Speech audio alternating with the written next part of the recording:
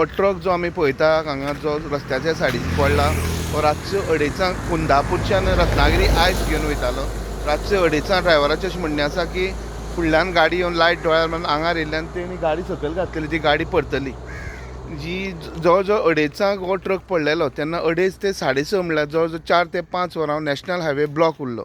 त्यानंतर सकाळीं कुंकळ्ळी पुलीस स्टेशनार जुरिडिक्शनार हें पडटा. कुंकळ्ळी पुलिसांनी येवन क्रेन हाडून हो इमिजिएट सायडीक काडलेलो आसा आनी आमी पळोवपाक शकता की रस्तो आतां क्लियर केल्लो आसा.